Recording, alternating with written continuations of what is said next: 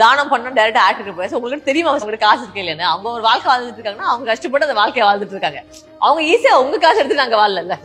நாங்க சொந்தமா வேலை பார்த்து போய் வெயில நின்னு ஃபுல்லா நின்னு மழையில நின்னு கருத்து அடி வாங்கி அடிபட்டு அதெல்லாம் கஷ்டப்பட்டு தான் ஒரு ஆக்டருமே வந்து இந்த பொசிஷனுக்கு வந்திருக்காங்க. So you should be, I think, sensitive about everybody's lifestyles. That's my only thing.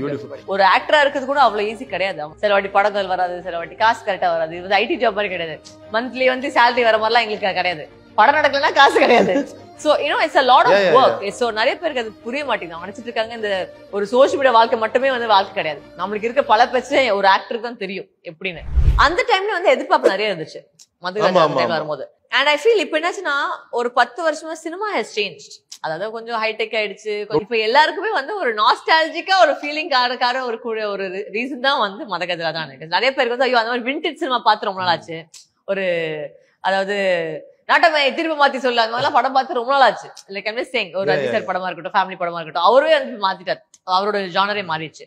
But அதெல்லாம் வந்து ஒரு விண்டேஜ் கிளாசிக் ஒரு ஃபீலிங்ல.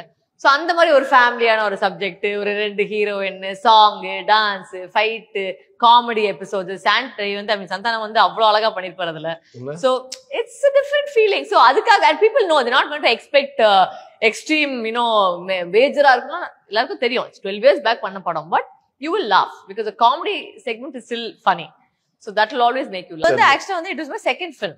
Okay. So after போடப்படி உடனே வந்து எனக்கு ஒரு கமர்ஷியல் சினிமாக்கு ஆன ஒரு இன்ட்ரோடக்ஷன் வந்து இந்த படம் தான்.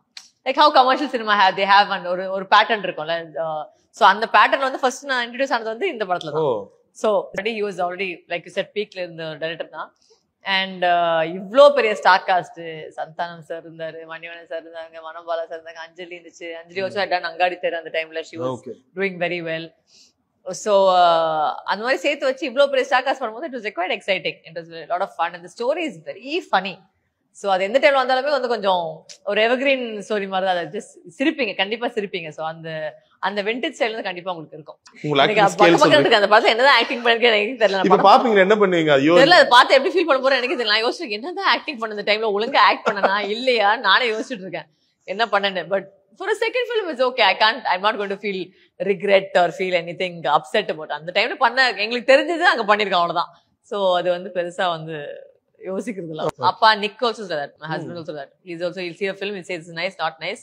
Yeah, so he loves his favorite film is Sarthak. Next favorite film is Sarthak. ரொம்ப ஃபீல் பண்ணாரா என்னடா இப்படி போட்டு அடிக்கிறீங்கடா? No, he's as an actor his respect for me, I think he really loves that film. He really likes that film a lot. His favorite film is that. Okay. 2-3 scene பண்ணி முடிச்சதுக்கு அப்புறம் Bala sir phone பண்ணி ரொம்ப நல்லா பண்றாங்க.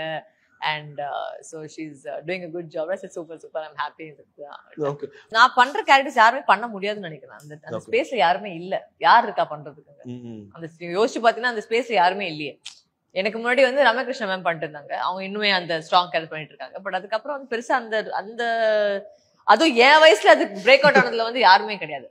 அது யாருமே வந்து அவ்வளவு பெருசா வந்து I think one of the first actors to break out from mainstream and go into negative, I think was me. No one has chosen to do that. So it's not the thing. I feel like you should be able to explore every part of it as an actor. Yeah, actor na hero na mattum nadicha mattum dhaan actor kediyadhu. Amma nichayama soft na character enakku play pandradhu kashtam kediyadhu. I think it's just that people don't perceive me like that.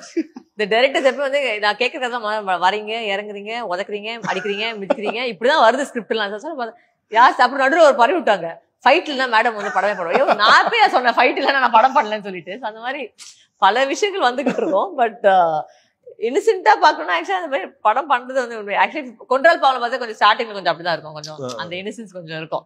ஒரு village பொண்ணு, ஒரு குவைட்டான பொண்ணு. So it's not that I can't play. I think people don't perceive me like that.